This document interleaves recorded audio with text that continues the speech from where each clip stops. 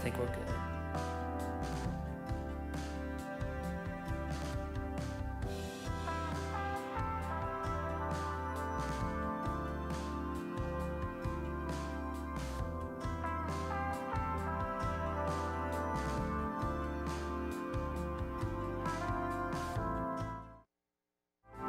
Welcome to The Source. We're so excited to host a great conversation. We'll be beginning here in a few.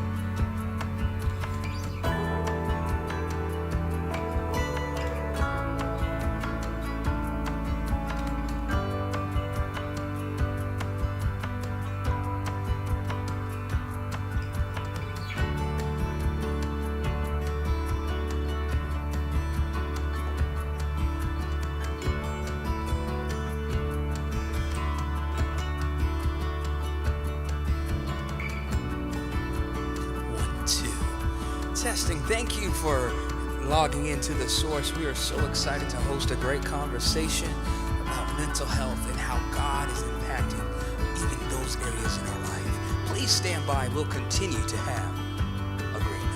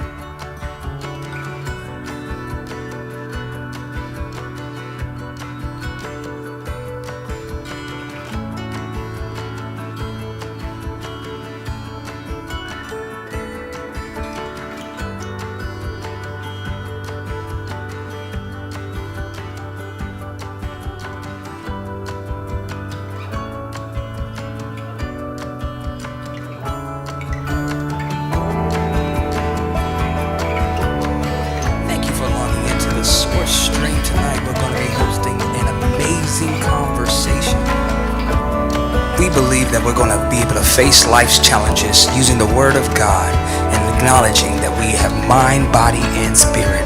Get ready for a great time as we have our presenters getting ready to come to the stage.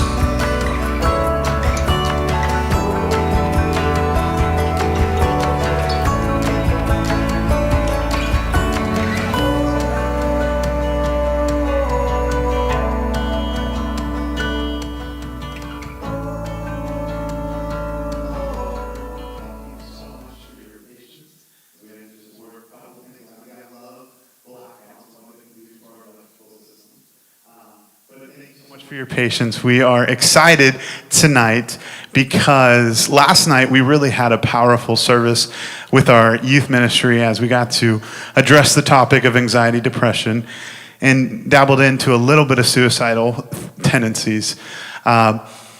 it is crazy what is going on with just this generation in regards to mental health, and especially the topics of anxiety and depression.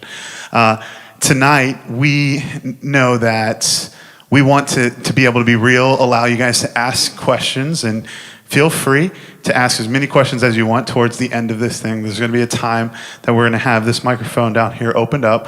And if you have any questions whatsoever, we will be working around and asking the questions from each of you. So if there's anything that comes up in the middle of it, just write it down on your sheet. Each of you should have gotten the slides that we're going to go through in a paper packet. And so thank you so much for making it out tonight and really taking this topic seriously.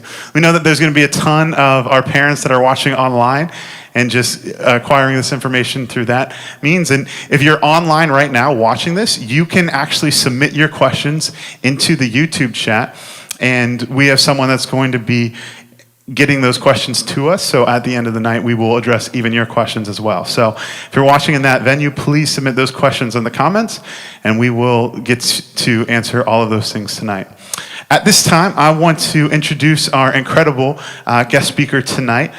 She is Dr. Jude Black, and she is a nationally certified clinical counselor. And we are so excited that she's with us because she really brings some backing to this topic that even last night as we were going through different things, she gave your students some very powerful practical tips for how to deal with these issues, as well as gave them just some great insight into these topics. So at this time, can you guys greet with me Miss Jude as she comes, Dr. Jude, I should say, as she comes to the stage and just gets to share for a little bit before we do some Q&A. Am I on? I'm on. Goodness, I wish the lights weren't quite as bright up here. Okay. Typically, when I speak with people, I use a lot of humor because I think that's how you can connect. It's really tough to have a whole lot of humor on a topic like this. I think that, when we're talking about our kids, and I'll probably get choked up a couple times because they matter. I think that our kids are phenomenal, but I also think that many of our kids are in crisis today.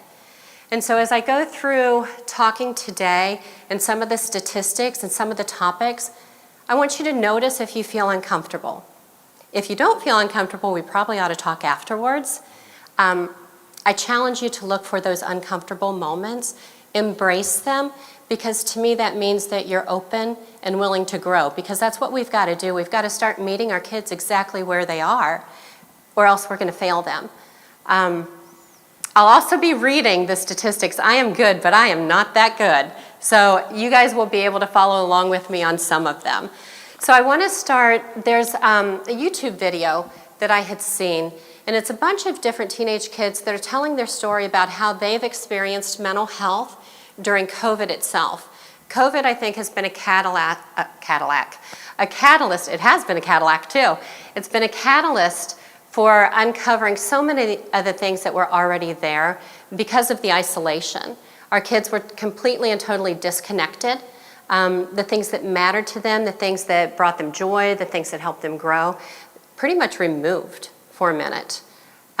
Seeing the kids last night, I just sat back and kind of watched them, because you can see how it was almost like a first date. If you can remember back when you had your first date, how you had that giddiness and just that joyful spirit.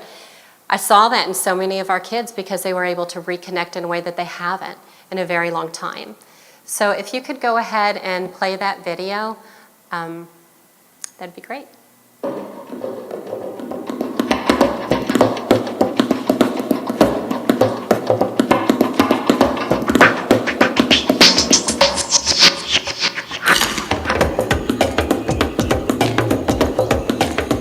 That in some ways I'm less optimistic considering how it's been progressing. Quarantine has kind of been like an endless void of nothingness, doing nothing all the time. I'm definitely doing better now than I was in the beginning of quarantine. I just felt really helpless about the whole situation, and I was upset and irritable all the time. Earlier in quarantine, I had some pretty scary mental health stuff go down, and so that was pretty frightening, and now it's pretty much under control. I think I'm starting to feel more real now. And it's starting to feel normal, which is completely unbelievable because this is not a normal situation at all. Every day is just blurring together because it's just non-stop, the same routine. And I just feel kind of trapped and kind of stressed. It's insane that this is what's happening, that this is just like where the world is at. I've just been pretty sad and I've been really lazy and I've been pretty bored. I'm doing less creative things than I was doing at the beginning. Because at the beginning I was sort of like, okay, I'm set, let's go. I'm ready to do these things to make me feel better. But now I'm kind of just like chilling. It's very hard to like stay motivated, and it's incredibly easy to just like get behind and to get distracted. I'm getting way more work than I was, and my motivation is just at zero to do any of it. Everything's pass fail, so there's no incentive to work really hard doing it. I've been getting super behind on my schoolwork because I can't really focus in Zoom. Then I kind of feel like school isn't real or it doesn't like count. So I'd get like super behind on all my homework and then I'd have so many assignments to do and I'd just be super stressed out about it. The hardest part about quarantine is not being able to see my friends because I really haven't seen them in like a month and a half, which is really just crazy. Weekends are getting very lonely. I miss my friends a lot, but I found new ways to communicate with them and I started talking to them more often. Self-isolation, like I feel like I'm going crazy inside of my own house. The thing that scares me most right now is if someone in my family gets it. 70% of the population is going to be infected. That could be any one of my family members tomorrow or today. A couple of my neighbors actually got corona. A friend of mine's father actually passed away. My grandparents got coronavirus. My grandma loves to come over. She loves to garden in our yard and help out whenever she can. But like I'm so worried for her. If somebody you love gets it, it's just like really scary at first. Something that scares me right now is how we're going to return back to normal life after quarantine. I just want to know if it's going to get better or if it's going to get worse or like how long this is going to last for, if I'm even going to have school next year.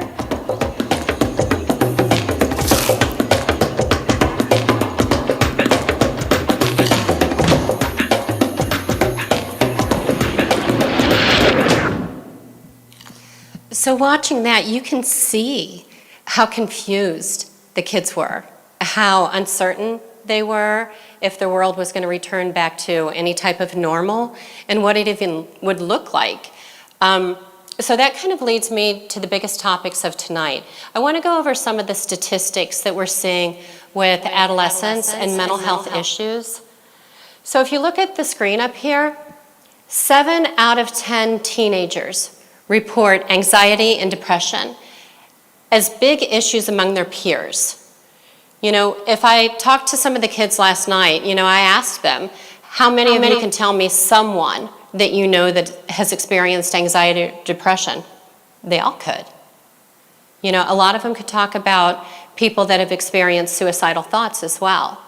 It was a pretty good eye-opener for me that I would say 99% of our students know someone or have experienced it personally, anxiety or some of the depression. The average onset, and this is kind of important information to know too, is 14 years old. So those whose children are starting high school, I'm just saying eyes wide open. The more you know. You know, I never fault parents for knowing what they know, but I always encourage them to do better. You know, we're never expected to be perfect, but we need to do the best that we possibly can. In 2009, and you're going to see how the statistics jump a little bit further in the presentation, 2009, 8.1% of adolescents had at least one major depressant episode. And what that means is with major depression, it's a lot different from sadness. I explained this to the students last night. Sadness usually is kind of paired with a loss. Someone has died or the school was closed. They've lost something or there's been a major disappointment. And it's pretty short term. They might have their ups and downs with their emotions, but they're able to somehow manage to work through it. It shifts to depression when that heaviness lingers for 2 weeks or more. You know, there's the lower motivation. It just lingers for at least 2 weeks.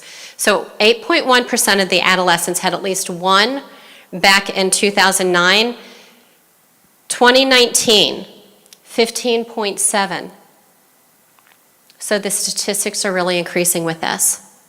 The rise of depression among adolescent girls is even sharper, increasing from 11.7 to 23%.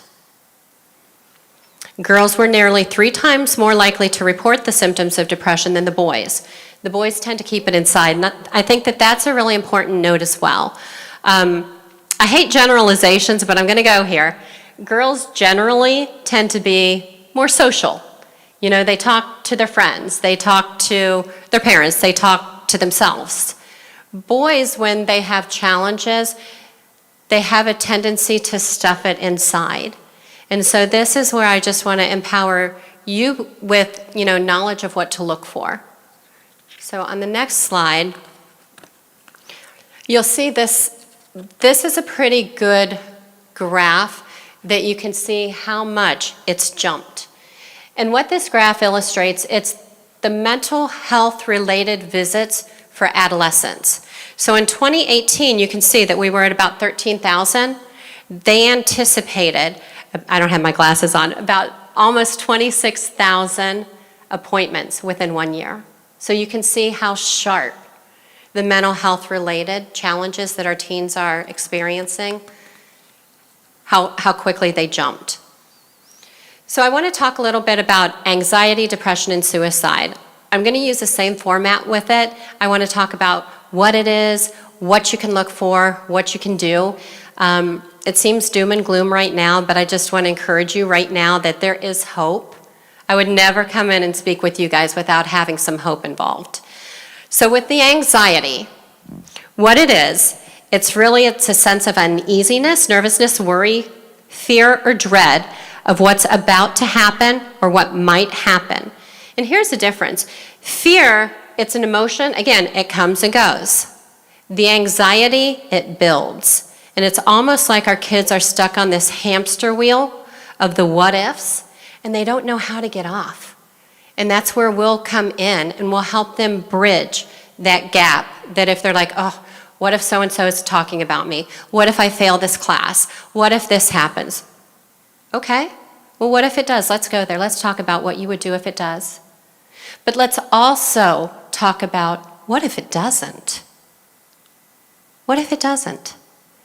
So that's actually getting our kids to focus on hope, okay? So with the next one, let's talk a little bit about anxiety and what it feels like. And I would say that every human being has experienced anxiety. We've got good stress, good anxiety, bad anxiety. For me, a lot of the difference is what you choose to focus on. I talk about anxiety when I'm speaking with the teens, that imagine the first time you're on a roller coaster. Never been on one before, you have no idea what to expect. And you're at the bottom of that roller coaster and it's up to the top. Your heart's beating. Your stomach is getting ready to bottom out for sure. You might have some cold sweats. If you're anything like my son, Brady Black, you will pass out. And then you get up here and you whoosh down. Well, at that point, you're going to determine whether or not you want to do it again. Most of us, we're gluttons for punishment, and we do it again. But the second time, it's a little bit different. Our perspective shifts. It's no longer as much fear-based as it is excitement. You start looking for your heart to race. You start looking for the minute your belly drops out, and you giggle that time. Okay, so we all know what anxiety is. Let's talk about the anxiety that negatively impacts our kids. There's physical symptoms and there's psychological symptoms that can be experienced. Look at the sleep patterns. Video games, yeah, we'll talk about that one too.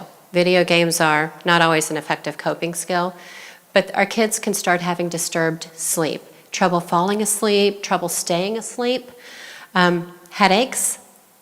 The headaches are a really common one. Chest tightness, stomach aches. Think about your kids when they were little and they'd go to school and not want to be at school. and they grab their stomach and say, "Oh, mommy, daddy, I have a stomach ache." That's probably anxiety. Shortness of breath, the pounding heart. And there's also a withdrawal. That's not really a physical symptom, but it can be a physical symptom. They could withdraw from their friends. The psychological ones, it's feeling stressed out, feeling burned out, scared, excessive worry, frightened, panicky, irritable. Irritable is one that you can see in depression and anxiety, especially teenagers. And spending too much time on simple projects because it's difficult for them to concentrate when they're experiencing all of this turmoil inside. So if we talk about a few things to look for, on the next slide. Okay. I put up there the outward and inward. So anxiety can show outwardly or it can show inwardly. For me, it's outward. I look at everything I can control. I get a plan, I get a schedule. I think I've got this nailed. I really don't, but I think I do, and that's how I manage my anxiety. Inward, it's when people shut down. They withdraw, they isolate, because they just don't know what to do with the things that they're feeling, because our kids, just like us, at one point, they have big feelings, and they don't have the life experience to figure out what to do with these big feelings. So with the emotional changes, it's the feeling keyed up, on edge, irritable, difficulty concentrating, restless, and really weird outbursts. You know, it's almost, some of the things you can look for, it's you stub your toe and kick your dog type thing. You all know what I'm talking about with that.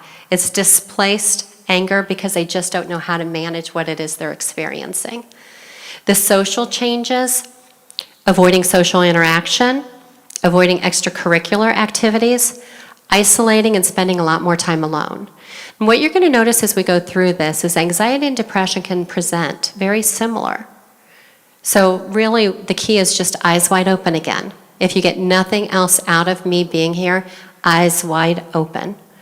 The physical changes, again, it's going to be the headaches, the migraines, the stomach aches, unexplained aches and pains,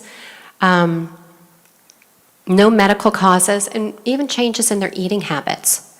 The sleep, again, difficulty falling asleep, staying asleep, and poor school performance. Sometimes you see the complete opposite. Anxiety can move some of our students to excel at a cost. They become hyper-focused on achievement. They become hyper-focused on perfection. You know, your straight A student that happens to get an A-, they freak out. It could be anxiety-based. And it could be the opposite as well. They procrastinate. Homework gets lost in their backpacks. Homework may not even get done. Or they might be that student that stays up all night and crams to get it done because they're worried about how they might feel if they pre-plan. And along with the anxiety comes what we call panic attacks. The panic attacks are, it's like anxiety times 10. And it's a physical experience that our kids are having with that. They can't breathe. Their heart is racing. They might hear in their head just loud rumbling. Some of the kids that I've worked with, they kind of compare it to a flock of birds in their head, that it's just a lot of flapping going on. I've known people that have thrown up. They get the nausea. They feel like they're dying. Numbness, because they're holding their breath. They hyperventilate. Their fingers go numb. They could pass out.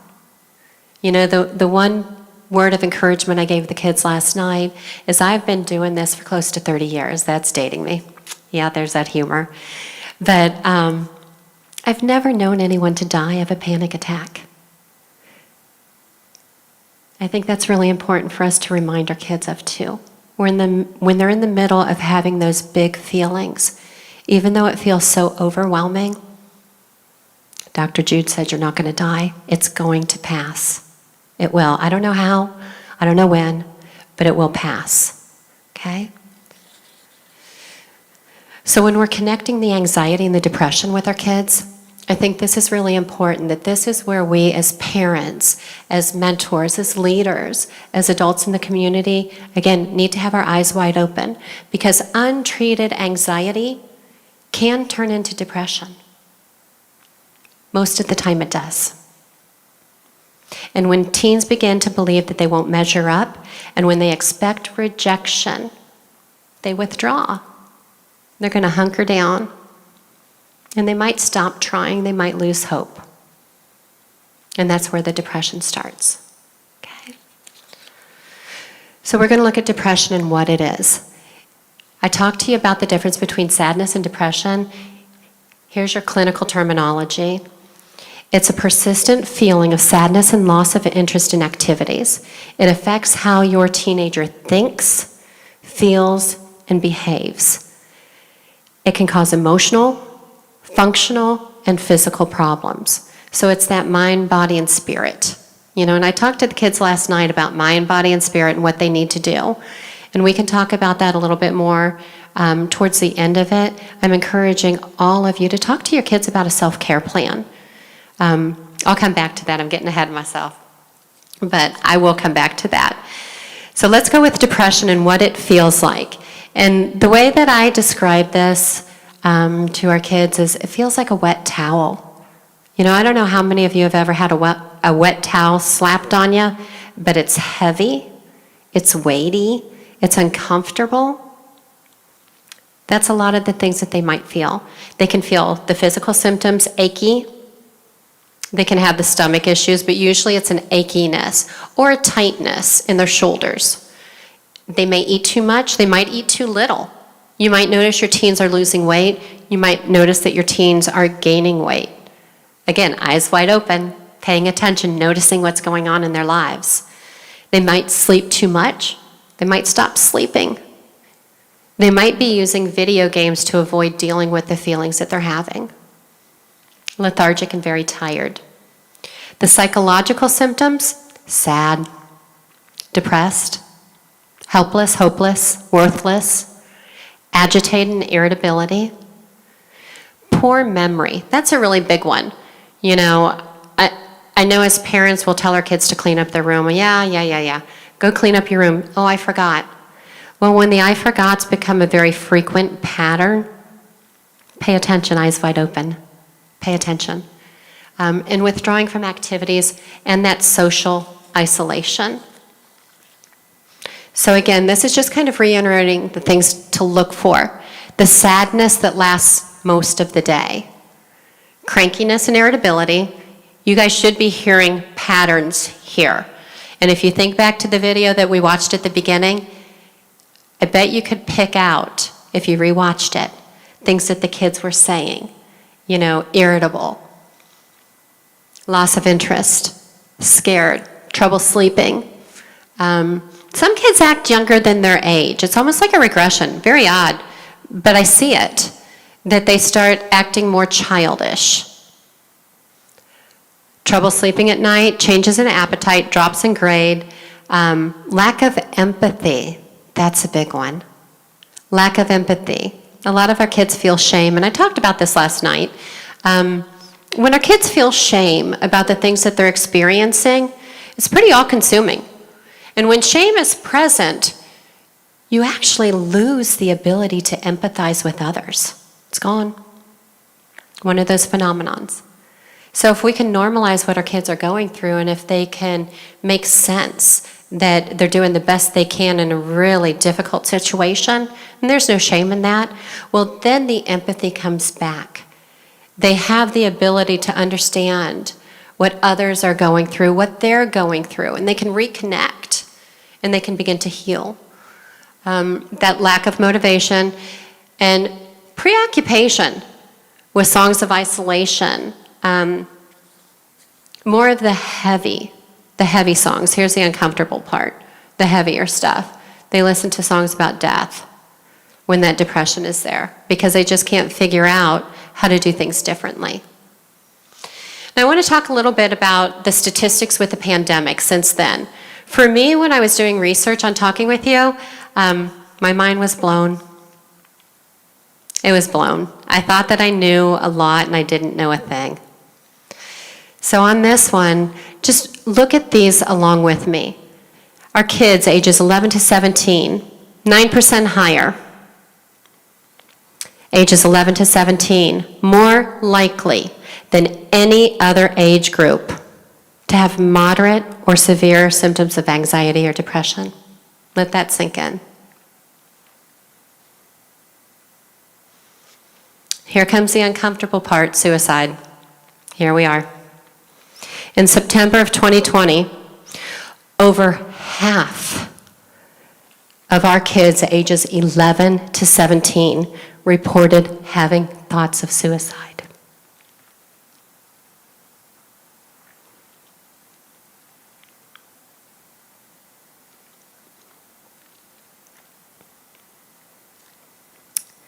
Excuse me.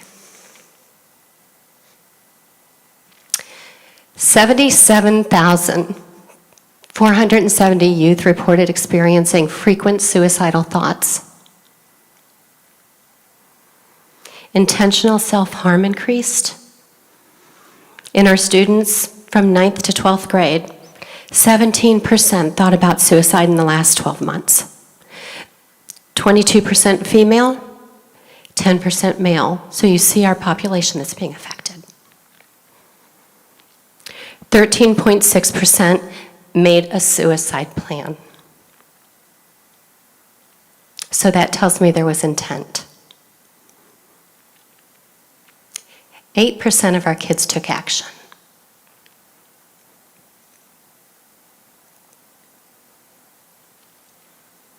And 2.7 required medical attention. So let's talk a little bit more about the facts of suicide with our kids. 1 in 5. Think about it. So if we think about our kids and their group that they hang out with, I think for each of us that have had children, we can name 4 other friends that have come into our homes. At least one of them have thought about killing themselves.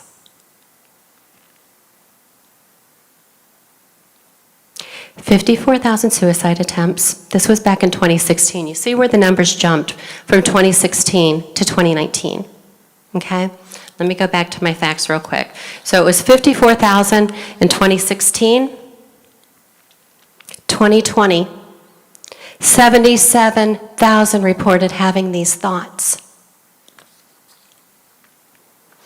28% of our students reported feeling sad or hopeless for 2 weeks or more in the past year. Remember, my cutoff date for depression is 2 weeks. So we've got 28% of our students that have shifted from being sad to clinically depressed. 90% of those who failed their suicide, they talked about feeling helpless and hopeless about the future. Think back to the video at the beginning. You know, they didn't know what it was going to look like. They were worried. They were scared. This is where we as parents come in and we give them that hope. You know, getting ahead of myself. We're going to come back with solutions, guys, I promise you. 82% of those who failed suicide, they talked about remorse and regret. You know, and the reason they talked about the remorse and regret is they were able to see their lives through a different lens. The feelings weren't quite so big, and it passed. They had new perspective. And that's where we come in to help give them new perspective, give them choices, give them resources, give them skills, give them hope. 4 out of 5 cases had clear warning signs. This is why I'm here, to tell you guys what to start looking for. 1 in 5, 1 in 5. Bullied teens and socially challenged teens were twice as likely to commit suicide. Sexual minority youth attempted suicide 5 times more than others. And the next is just a graph to kind of give you an idea of the suicide changes. These are ages through the years. The blue is the 10 to 14, the orange is 15 to 19, and the gray is the 20 to 24-year-olds. So if you look at this, when we get to 2012, our kids that are 10 to 14, number one.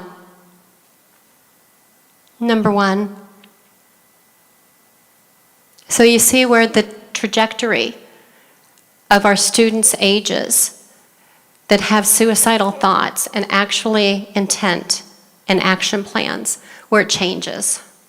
Okay? Here's some things to look out for when it comes to the suicide. These are the red flags. That withdrawal, and you see how these again can mirror anxiety and depression. Eyes wide open, people. I'm repeating myself, but I'm hoping this sticks in your subconscious. Sleeping too much, too little. Thoughts of suicide, they may not tell you. They probably won't tell you. This is where you're going to get in their business in a little bit. Preoccupied with the songs. The specific behavior changes, friends, darker interests. Impulsive behavior. Saying goodbye. That's a pretty big one. Our kids don't like to leave too many things undone when it comes to their friends. Saying, oh, people are going to be better off without me. I wish I wasn't here. Giving things away, the outbursts, access to lethal means. That's a big one. You know, we all have our responsibilities when it comes to what our teens have access to. So here's where our hope is coming in. I talk about general interventions, acute interventions, what we can do, how we can really integrate ourselves into our young people's lives. So this one right here, it's just general, spending time with your teens. Number one, guys, connect. Connect. If you notice that they're disconnecting, whatever it takes. No apologies, whatever it takes.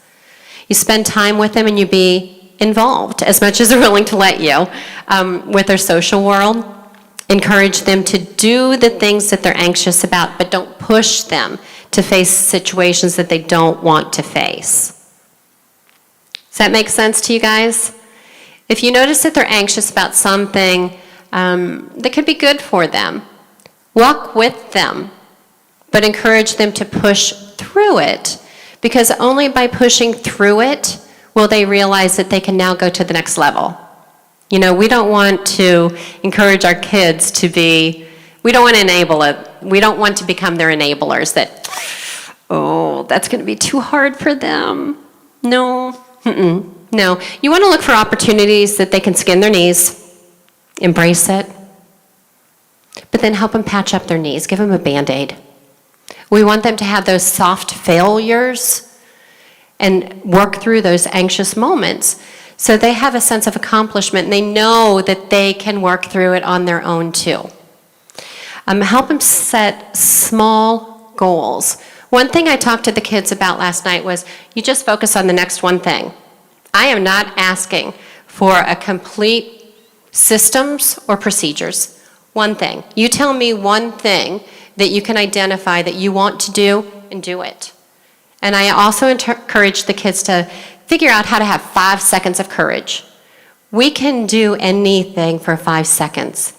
1, 2, 3, 4, 5. That's all I want, 5 seconds of courage. And then give themselves permission to kind of reflect on the situation and then do it again. Okay? Monitor and pay attention to their peer groups and social media sites. I don't make any apologies to that either.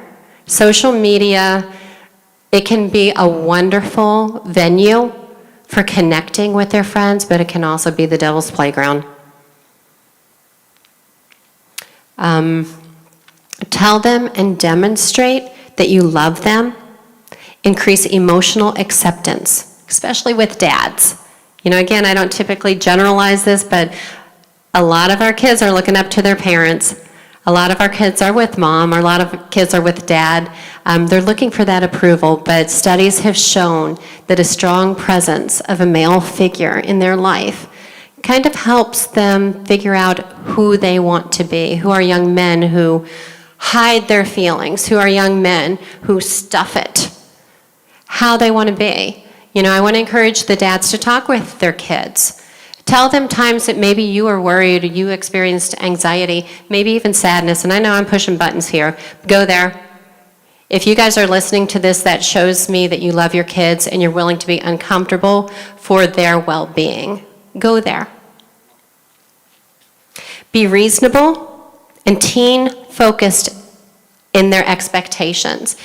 And I think this is a really big one that I kind of want to dig in a little bit. We have a lifetime of experiences.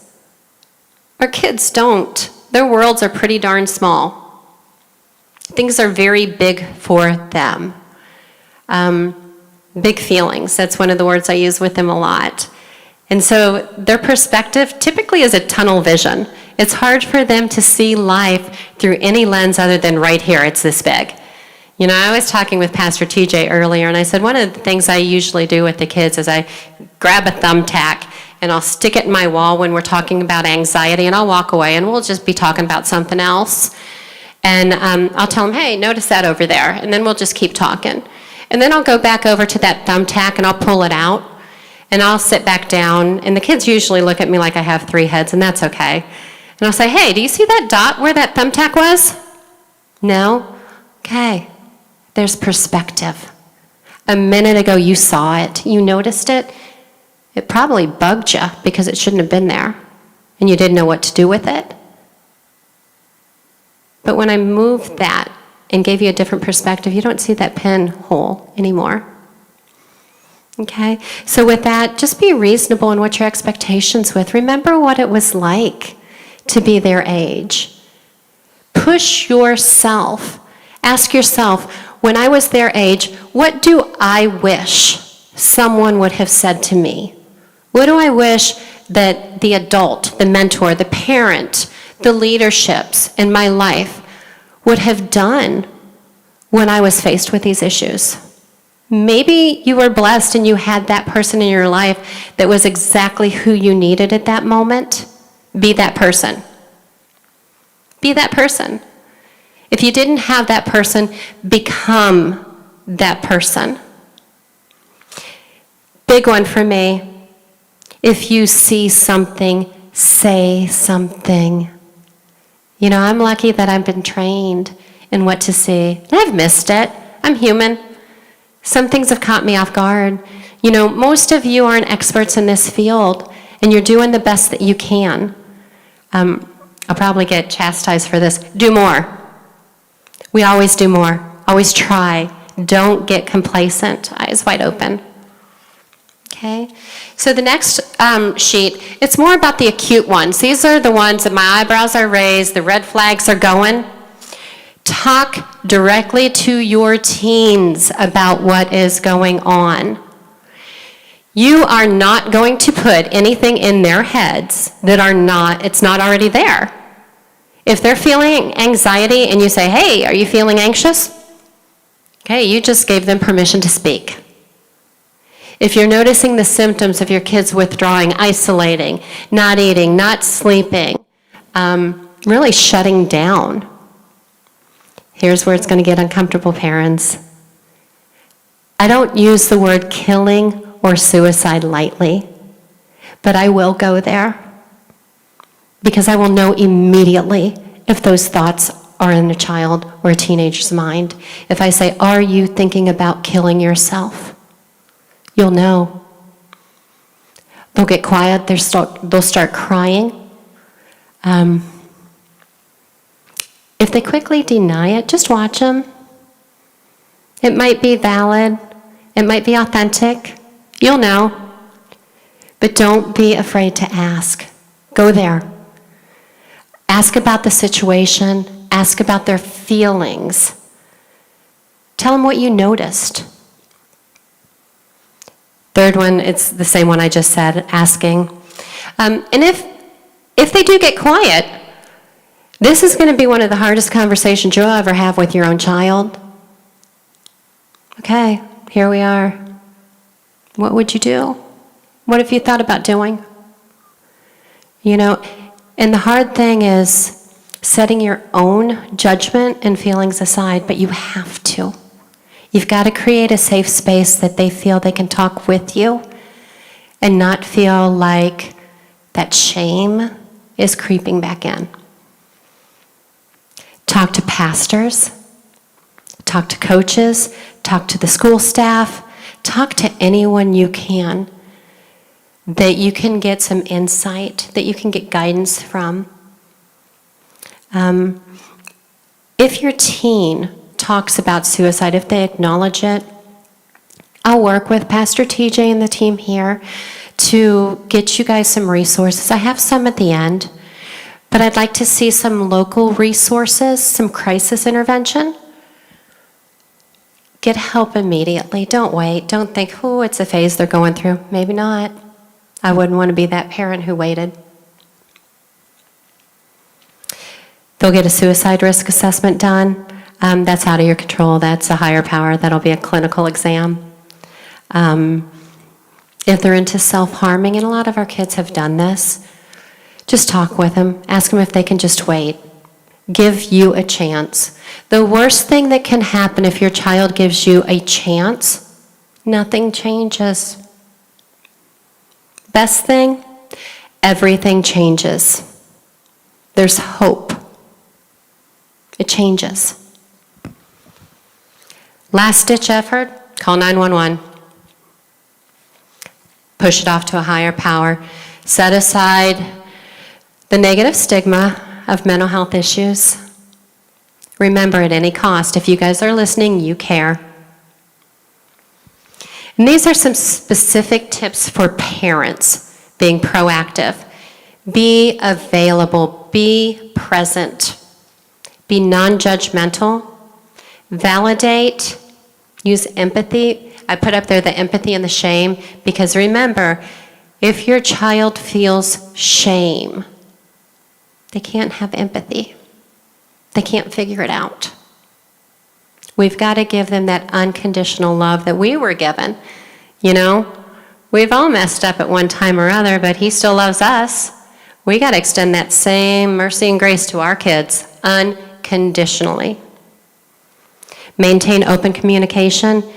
Do things together. Make them do those cheesy board games. Make them play cards. Don't give up. Don't give up. Maintain the connections and the communication with their friends. Their friends are your allies. Their friends notice, maybe before you notice, that something's going on. You know, don't hesitate to say to their best friend, hey, I noticed that they've kind of withdrawn. What do you see? Let that kid tell you. Let that kid be the expert. They'll talk. You'll know. But you got to open that path. Listen carefully. And the other thing is you can talk with your kids. As you're talking with your kids, describe what you see. Hey, I see you're sleeping a lot. You're not really eating. You seem like you're withdrawn. How can I help? What can I do? Let your child tell you what they need. Okay?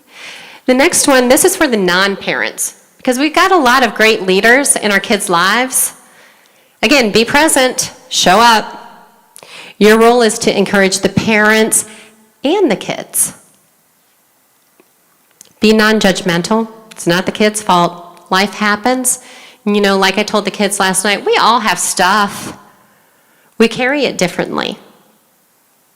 If we can normalize that the kids are going through challenging times, then maybe that's going to provide that space that they feel comfortable talking with us. Again, describe the behaviors and the symptoms that we're seeing. Be honest. Be real. Our kids have this radar for realness. They know when you're pulling one on over them. Be real. Remember, you're not a clinician. Suggest that they should get professional help. You know, and this was interesting and disturbing to me last night. You know, the kids seemed concerned about going to their parents if they wanted therapy because they felt like they might get shut down. It's just something to think about. If your kids come to you, what would you do? Would you say, "Ooh, it's a stage, they'll get through it"? Or would you, eyes wide open, listen? And then I'll push the parents one step more. What's the worst thing that can happen if your child goes to therapy? What's the best thing that could happen if they speak with a professional? If your kid breaks their leg, are you going to set it? Probably not. You're going to go to a professional. I think mental health is the same way. And if you get to the point where you're seeking outside clinical help for your kids, don't be afraid to look for a good fit, because not everyone's going to be the best fit for your kid. Look around, find a fit, and don't give up. And one of the other things that's really important, youth group. I shared with you guys earlier that the way I saw the kids behaving last night, they had hope again. They connected. They were giggling. It was just really odd to see, when we haven't seen it for so long, that the kids had joy. Okay. Here's a couple things. I wrote down some tips, because sometimes we lose our words. Keep it simple, keep it real. Tell your kid, I care about you and I'm worried about you. I think you're struggling with your emotions and you're hurting. I'd like you to get help so you can feel better. I'd like you to get help so you can, your kids fill in the blank. I want you to be safe. You're loved and you matter. Simple words, but pretty powerful. Then here's some proactive things. Not all of our kids are experiencing anxiety or depression or suicidal thoughts. I encourage all of us to get in front of it. Health and wellness matter. I told the kids last night, get active. Get active. That is the cheapest, healthiest way to get all of those feel-good endorphins running through their brain. I'm not a runner anymore. I haven't run for a really long time. But I do remember the high that I used to feel after a good workout or after a good run. We want our kids to feel that naturally if we can. So exercise is a magic bullet. Teens who are active have less depression than teens who are not. Can thank God for that one. He built us to be wonderful creations. Eating well, fuel your body. What goes in? Eat well. Sleep well. Sleep matters a lot. A lot. Be engaged in meaningful activities. Find things your kids are passionate about. Encourage them, support them. In stress management, teach your kids the signs of depression. Make this a normal conversation. I know back in the day, we didn't really talk about anxiety or depression or suicidal thoughts. Those were the hush-hush things that we kind of shoved under a carpet over here, and we kind of hoped they would go away. My husband, he's a retired military guy. He often tells me, hey, Jude, hope is not a course of action. Can't hope they go away. We need to shed light on these situations and these experiences, because only by shedding light on these things are we going to give our children permission to speak about them. Okay? So we want to teach them about depression, the causes of. It's not your fault, parents. Not your fault. You can't own this. Sometimes things happen. But it's what we do when those things happen that can make the difference between how your child works through this. Teach kids words to use. If your kid talks about anxiety, give them permission to say, hey, Mom, Dad, I am anxious, I'm feeling it. Okay, thank you. Life is heavy. Mom, Dad, I kind of feel depressed, not sure what to do with this. Thank you for telling me. Let's figure this out. Learn how to help their friends. 1 in 5 people, 1 in 5. And then the last one is just different resources. These are universal resources. The 1-800-273-TALK, amazing resource. These are licensed counselors that will answer that phone. They will be there. They will listen. They will problem solve. They will link and they will connect, and it's free. And then the other ones, they're just different ones along the way that I put on there that, they are resources, not local resources, but we will work on that. I can promise you that. Okay. So like I said, my point was just to educate, to let you guys know what to look for. Not all of our kids are going to experience these issues. But one of the kids that you know will. And we want to be able to be that person in their life who's like, I hear you. Sit down, let's talk. We don't want to be the people in their life that they run away from and shut down. So that's what I got there. Awesome. Thank you so much for sharing all that with us. As we said earlier, we're going to go into a time of question and answers. And so if you would like to ask any questions, you can simply, it's kind of hard to see you, if I'm being honest. I keep going like this. But Lauren, could you run down here and be ready to go places with Mike? I have had a couple of questions that have come to me. And so we'll start with there, and if there's questions that our audience members would like to ask, or again, if you're online watching, if you have any questions whatsoever, you can submit that to just comment on the YouTube video, and we will have someone feeding those to us. So if there's any questions, this is the time to ask them. But just to get us started, you mentioned earlier about this is not your failure as a parent. However, I know that this is often something parents carry as their failure. We were even talking about that earlier, just how you can feel guilty if your child is going through these mental health disorders. And I've even talked to some parents throughout the years who just feel this huge weight on them when they discover that their teen is either cutting or having suicidal thoughts. And so how do you deal with that sense of failure due to your child feeling depressed, suicidal, or these different mental health thoughts? That's a good question. I think it's going to be unique for each person. My answer is be present. You can't do anything about the past. You can't really do anything than prepare a little bit for the future, but you can show up right now. So I would encourage you to identify just one thing. You guys are hearing patterns with the things that I'm saying today. Find one thing that you can do right now to show up. You can't change what you did, but you can change what you're doing now. Yeah, that's good. That's good. What does it look like?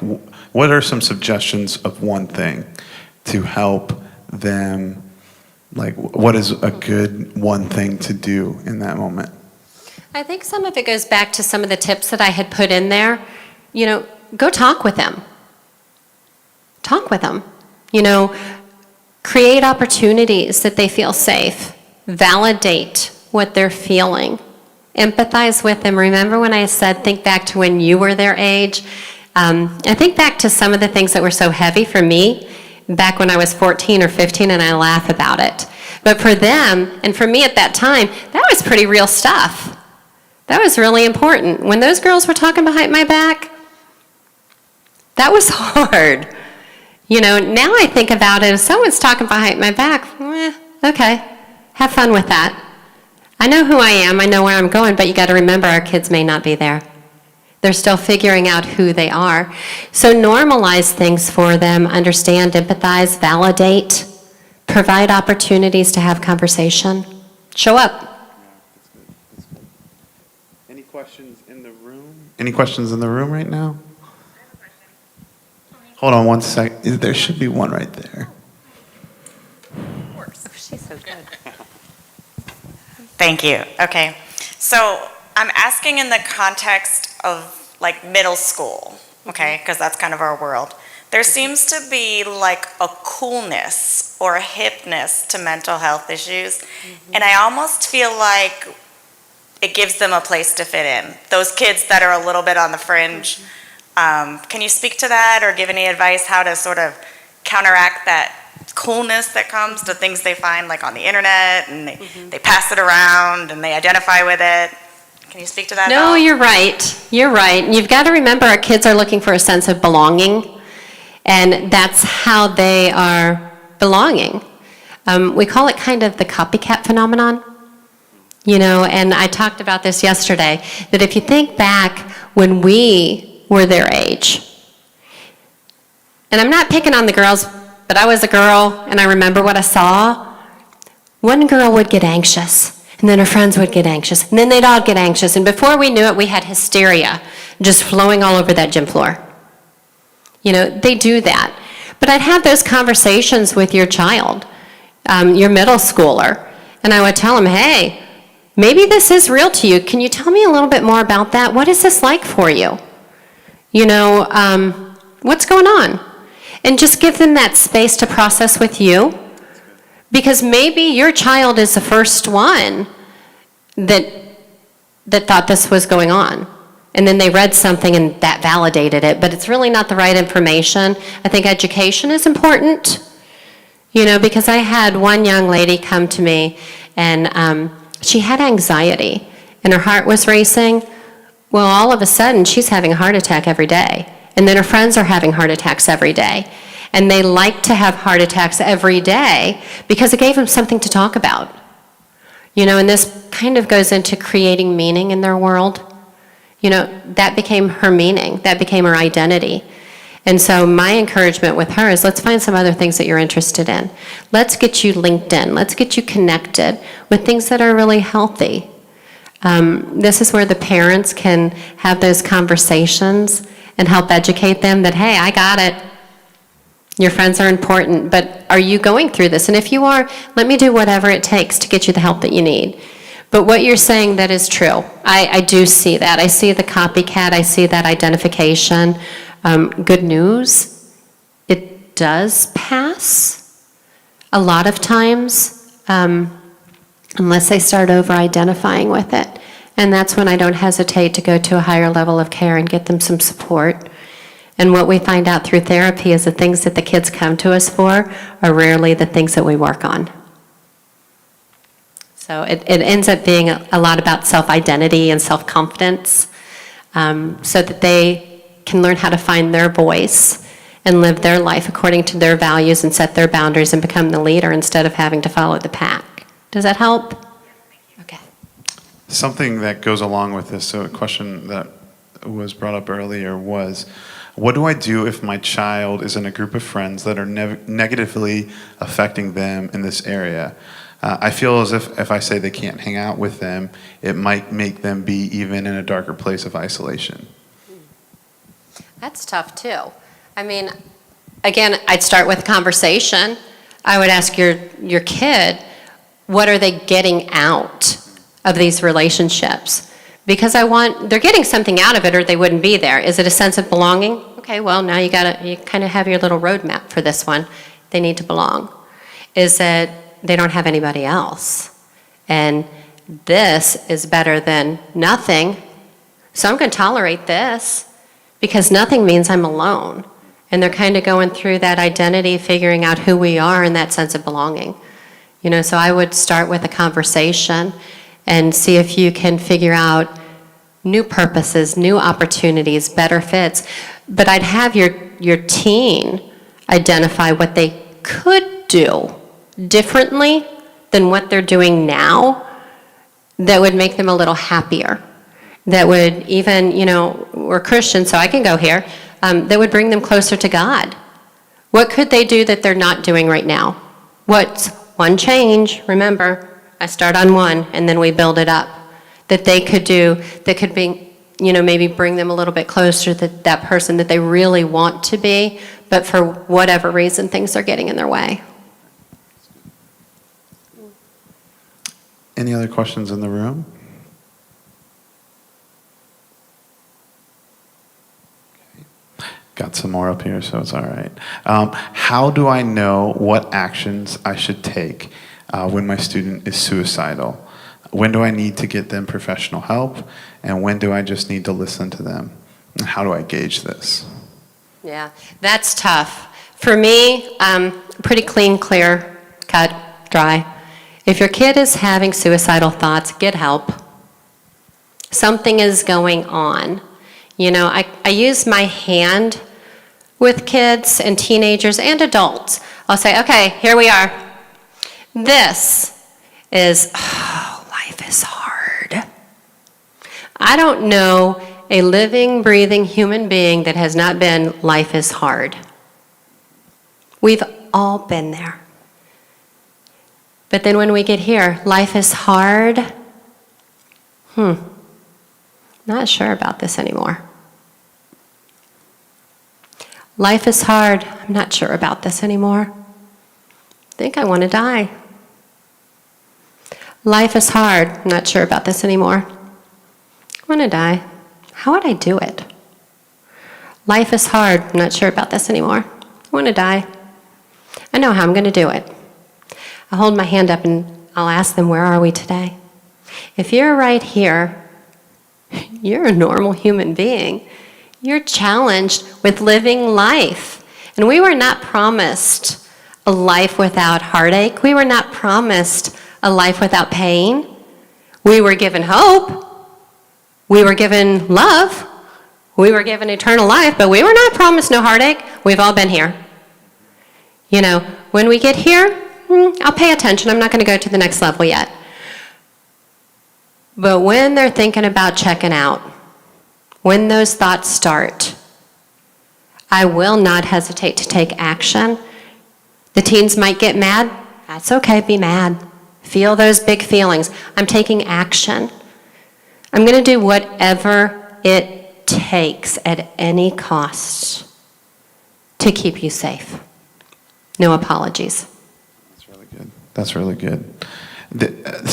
Another question that came in was, why are teens dealing with this more now than before? Is there anything that we can do to help them prevent and to prevent them from experiencing these mental health issues today? Yeah, and again, I think that the prevention part of it comes in educating our kids, keeping them busy, keeping them connected. They're experiencing it more right now. There's a lot of different reasons. Back when I was growing up, I didn't have social media. So was anxiety and were these issues? I'm sure they were. We just didn't have the same venues that we do today to highlight them.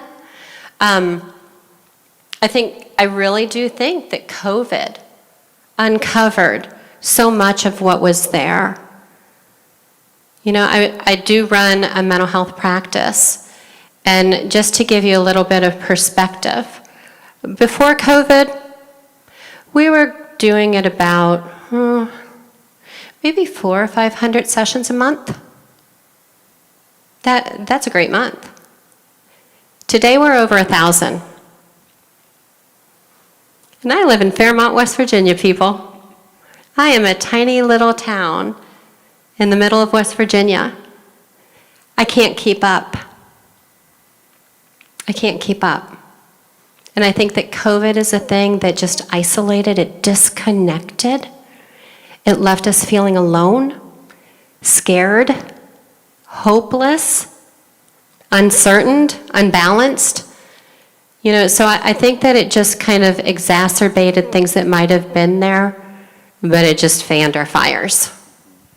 Yeah, and something you said earlier that I believe is really true is that to them, this is like their entire experience. Like for some of our students that are entering into high school, this has been their entire high school experience so far, living in this world. And so they don't know how to deal, like they don't have the life experience that we have felt. And so it can hurt them even more. And the one thing with that, you're so right on this, but what our kids might be experiencing, it's grief. Pretty simple when I look at it. It's the loss of something, and they're trying to figure out, you know, our kids, I found it interesting, some were born into 9/11. That was their senior year. They didn't get a senior year. Then they graduated, however they managed to graduate. And then they go to college, and then college shuts down. There's a lot of firsts that they were so hopeful for that they didn't get. And instead of saying, well, at least, no, you're not validating what they went through. That was hard. I hear you. It's not fair. I don't have answers, I don't have solutions, but I want you to know that I totally understand where you're coming from. I'd be upset too if I were you. What are we going to do? What's next? Yeah, I think there's another question out there. Can you talk a little bit about maybe video games and the whole, we have a boy that just seems to check out a little bit with that, but more so just like watching, like the endless watching stuff on YouTube. And like the other night I finally said, as much as I'm not a big fan of video games, I'd rather have you actually playing it than just watching somebody play it. And, where does that fit into all of this? I think that's not an easy answer, and I'll be the first to admit that I don't have all of the answers on that one. What I have noticed is a shift. We were a military family, and we've moved 19 times. Brady had 3 different high schools. Our oldest one moved to senior year, and our youngest one, he had 1 high school. What I'm seeing is that's their social time. Where we used to go out and meet friends, they're meeting their friends online. I can hear my oldest son talking with his friends that he went to high school with, or we were stationed with overseas. It's actually a social hour, so I just kind of pay attention to that one.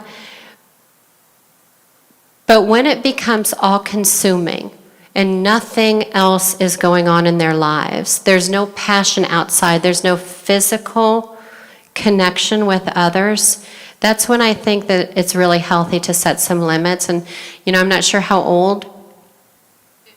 15. I would have limits on that, unapologetically. I want you to talk with your friends, I want you to do some of that stuff, but we're going to put some limits on there. It's all about balance. Too much, too little of anything is too much, too little.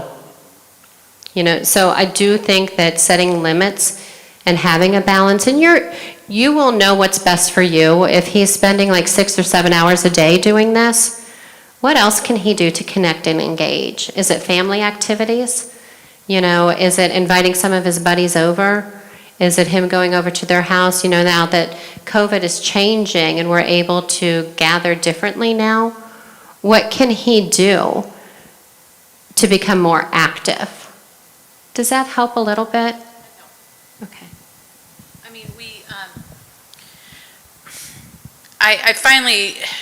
I kept trying to feel like didn't want to invade on his privacy too much, and we have several children. He's actually the youngest of 6. Oh. So there's plenty of other people in his life. They're just in a different stage of their life, which is very difficult. And our older kids didn't really have the access to the internet and to, a smartphone and things like that at this particular age. And he just got a smartphone because I held off through middle school. I died on that hill.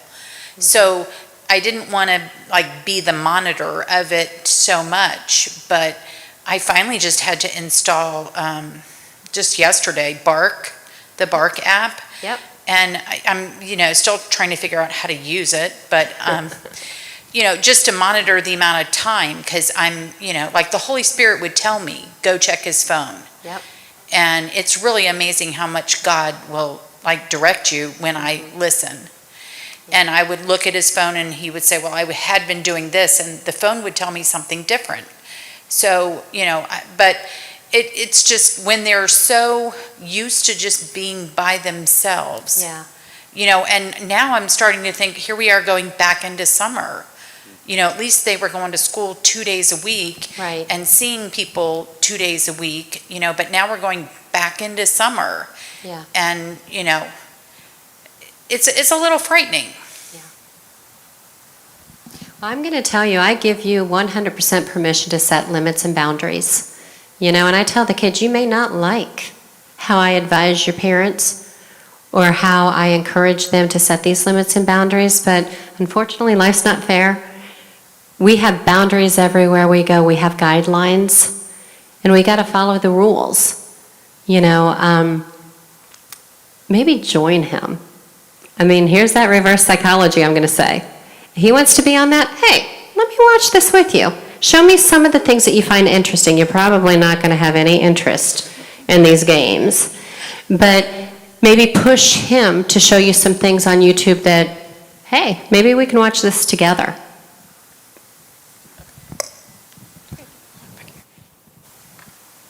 Okay, I have a related question. I definitely fall on the more conservative side. I don't like most of the video games out there, but there are some that come into our home. But do you find with the kids that there's like a numbness to the idea of killing because of sort of the things they play or the games, like the popular Fortnites and things like that?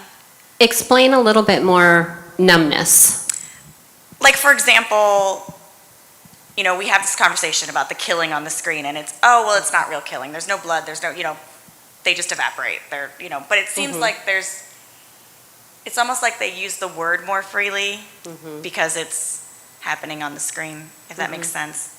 So I feel like, and maybe I don't think this is really a new issue because these types of games have been around for a while, but I feel like the repetitive watching or participating, that it creates maybe sort of like a numbness to the whole idea of killing or death. Yeah.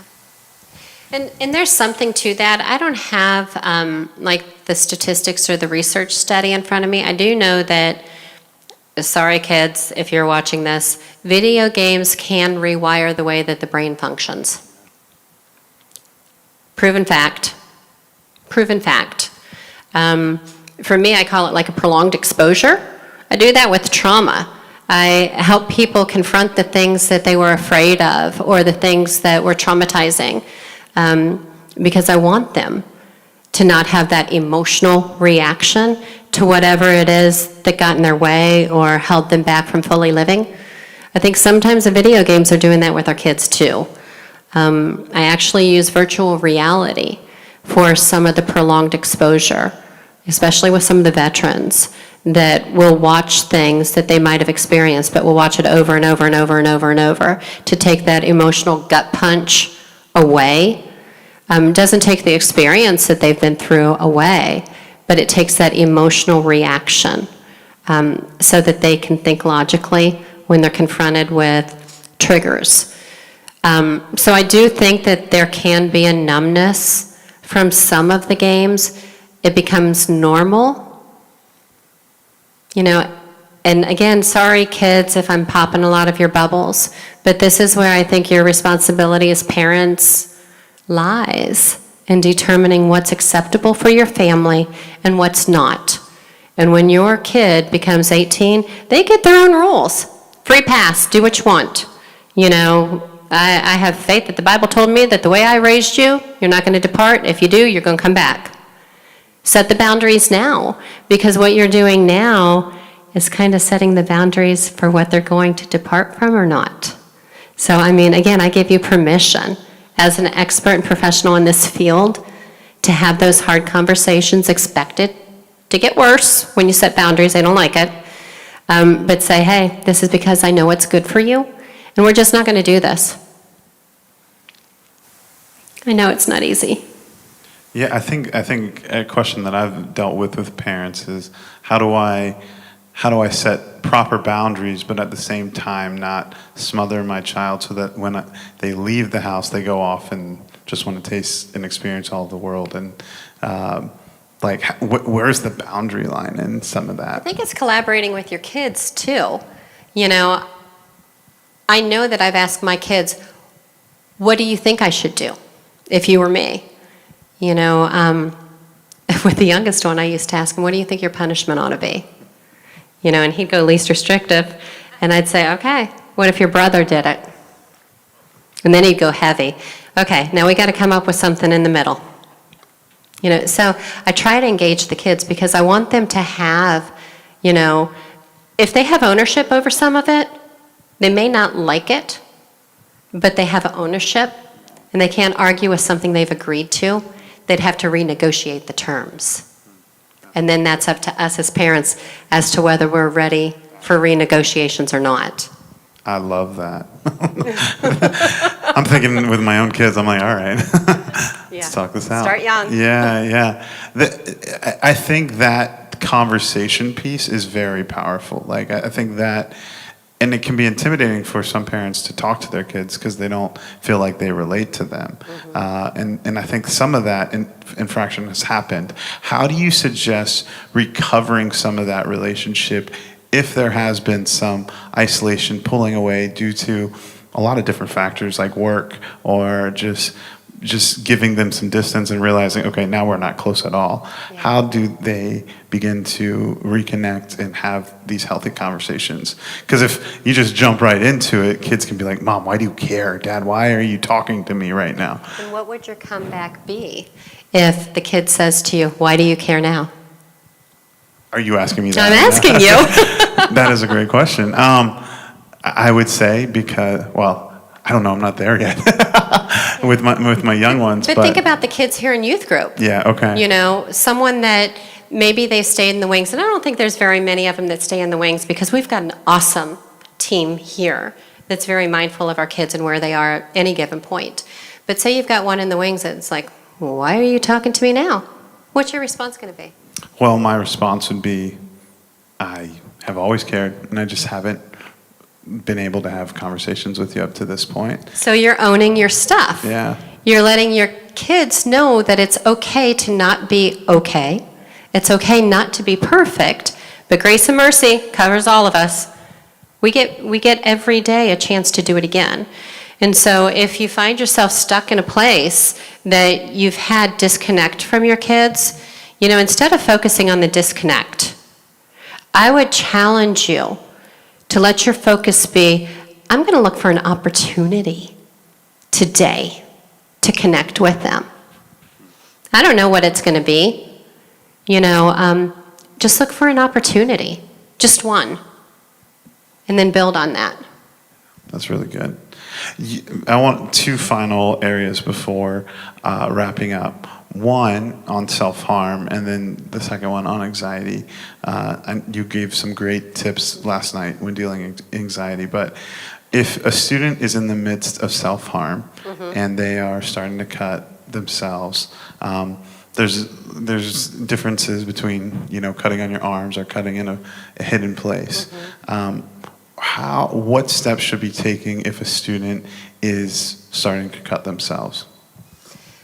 There's a lot of reasons, a lot of different reasons a student will cut.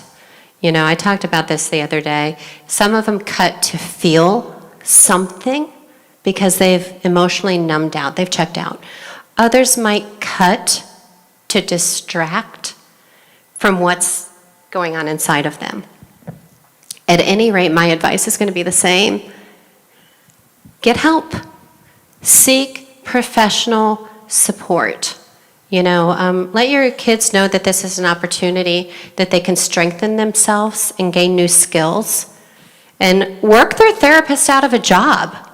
You know, I get a lot of kids that'll come to me and I'll tell them, you know you don't want to be here, and I appreciate that, I validate that. So what I'm going to do is I'm going to tell you, work me out of a job. Let's get to that point where you're like, you know what, Doc, I got this. I don't need you anymore. I'll come back for a tap-in, I'll wave to you on the street, but I've got what I've needed. Now let me go. You know, so if you can reframe it and flip it like that to them being broken and less than because they chose to cut, to let's carry your stuff differently. You know, I will always say refer to a professional to help them unpack whatever brought them to that point. What do you say to parents that money might be an issue for them seeking professional help? That the parents don't want to do it? No. Financial reasons being a difficulty. Oh, okay. Well, I think there's a lot of different avenues, and that's one of the things I want to work with you on. Most counties do have services available. schools are equipped with counselors too, and they're licensed professionals. When you get into the high school area, a lot of our licensed school counselors are more focused on assessments and tests in college. But I'm telling you, they've got the skills, they've got the knowledge, they have the tools, and I'd encourage them to use it. And the schools will have resources as well. Churches, you guys may have resources internally that you may not even be aware of. You may have counselors, you might have psychiatrists, psychologists, therapists here in the church. I'm working you guys into a job. Maybe you can put some feelers out and identify those in the church. I'm part of an organization that's called Give an Hour, and what we do is we provide 1 hour a month to soldiers that need mental health services. Maybe you can figure out your own Give an Hour within the church and do some of the, services for those that have challenges. There are resources, though, and I'm happy to help you guys figure out what they'd be. One more. Sorry. I know there's a lot of private counselors and a lot of different agencies, but right down the street, a lot of people don't know Youth for Tomorrow has inpatient counseling, but they also offer outpatient now. So our kids, and I think they do a sliding scale.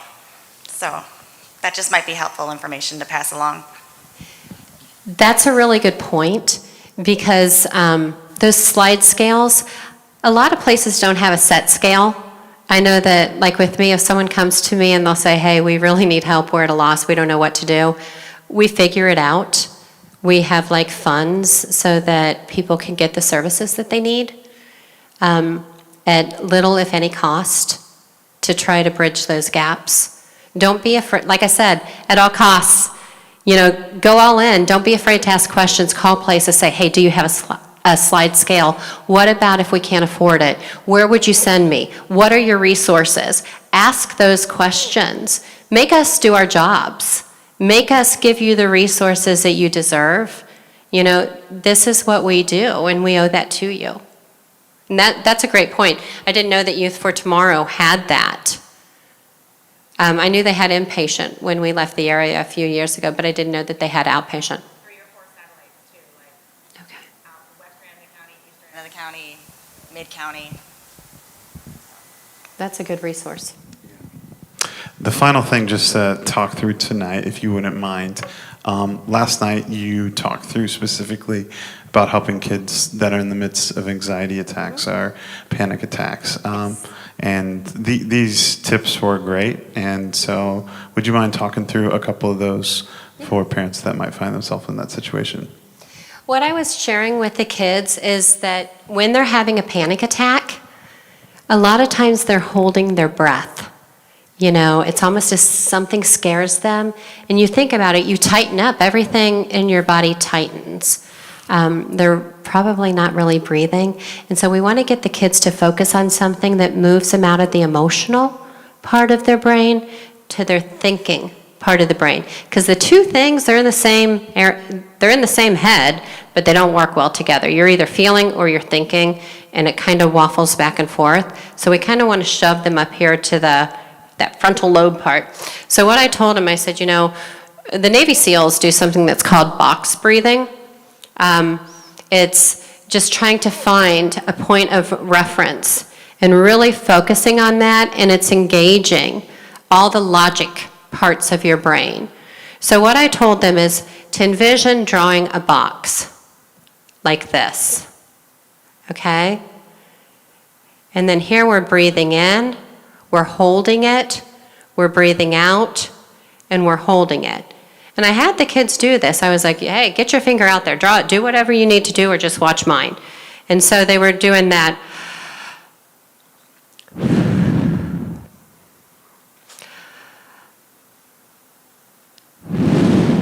I said, okay, now we're going to put some color to it. I want you to envision in your mind that you're breathing in clean blue air. Then you're holding it. You're breathing out green air. I don't care what color they use. I just want them to put a color to it and holding it. So then they were breathing in blue air, holding it, out green air, holding it. In blue, out green. And so, okay, next level now. We're putting numbers to this. Whether it's 2, 3, 4, I want you guys to come up with one number that's an easy, normal pattern to count. For me, it's going to be 3s. You know, I train people on 4s, but I like 3s. So I'm breathing into the count of 3, holding for 3, out for 3, holding for 3. And so the kids were going through this, and I challenge you guys to try it too, you know, right along with me. And I'll say it. So if you're focusing on my hand here, so we're breathing in, green or blue, 2, 3, hold, 2, 3, out green, 2, 3, hold, 2, 3. Do it again. Just keep going with that.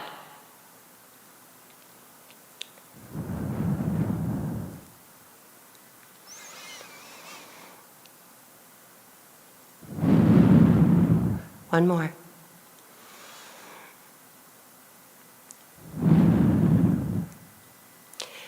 And what I asked the kids last night is, after you did this box breathing, while you were doing it, what were you thinking about? They were counting, they were thinking about the colors, they were breathing, but it had nothing to do with their feelings. It had nothing to do with anything other than the task at hand. So that box breathing is an awesome thing. When our kids are stressed out, teach them the box breathing. I mean, I use it every day, I really do. I said I tend to use it more. In West Virginia, I don't need it that much on the roads, but I will tell you what, coming back here in this traffic, I was box breathing my way all the way down the road. So I really do use it, and I tell everyone as well, you know, my brain needs oxygen, and a lot of times I hold my breath too, and this is just a great way for us to get that oxygen back where it needs to be. Awesome. You also did the Calm space. Well, the calm space and the 5, 4, 3, 2. Yeah, this one is a simple one, and I really like it. It's 5, 4, 3, 2, 1. Again, I'm trying to get them logic. So I told them, I said, you know, when life is hard, when the feelings are big, when you're overwhelmed, we just need to shift the way that we're viewing the world. So look around. I want you to name 5 things, either out loud or to yourself, 5 things that you can see. Paper, cup, phone, mic, t-shirt. Is that 1, 2, 3, 4, 5? I got 5. Okay, name 5 things you can see. 4 things you can touch.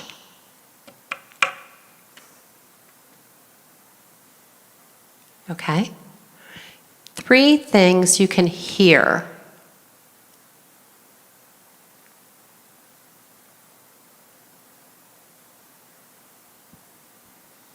Took me a minute to get the 3rd one. 2 things you can smell. They got a chuckle out of that one. And then 1 is deep breath in and let it out. And if they don't feel like they've been able to recenter their soul, do it again. 5 things you can see.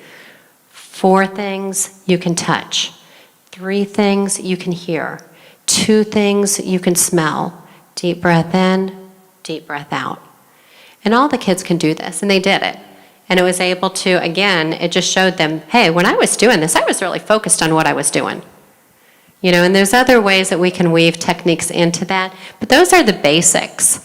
You know, and I think that both of those are so effective, whether you're a child, a teenager, an adult, older adult. I think that they work really well. Well, this has been awesome, and just want to ask if there's any other final questions from anyone before shutting down. I can't see anyone, so I'm just looking at Lauren. We're good. Okay. Well, I just want to say thank you so much for being with us these last couple of days. And this is something that is really near and dear to my heart as the youth pastor here for multiple reasons. It is something that I think is more prevalent today than it's ever been. And again, this past retreat, we were having one of our altar calls on Saturday nights, and the guest speaker addressed the topic of suicide. And I was sharing this with you, but we had half of the room come forward and say they were dealing with some sort of thoughts when it comes to this. Most of it wasn't actualization thoughts, and so we didn't get to address that with everyone, but we did take it seriously with the ones that were a little bit further in the process. And so this is something that if your student hasn't been dealing with, they know someone that's been dealing with it. If your student hasn't been dealing with it, it isn't that unlikely that they might in the future. 1 in 5, as you said. 1 in 5. 1 in 5. And that is crazy. It's a crazy stat. And it was crazy to see it in front of me with our students. Because a lot of times you can think, okay, that's a number. That's a stat. But when you see the real faces, it's like, wow. Okay, and so we don't want to hide from these like more difficult issues, and so if there's anything we can do to be a resource to you, know that is our heart to come alongside you guys, come alongside your children, and we have great people we can call to help us in these times. But once again, Jude, Dr. Jude, thank you so much for making your way all the way down here and hanging out with us these last couple of days. So can we give it up for Dr. Jude for coming out tonight? And if there is anything else you guys need, we're going to be up here for a little bit. YouTube audience, thanks so much for joining us. And we'll be sharing this video. Please, if this was beneficial for you, share that video with different people that it might be helpful for them. I think a lot of great content was shared. So thank you so much. And otherwise, we love you guys. Have a great rest of your night and enjoy the weekend coming up. So, love you guys.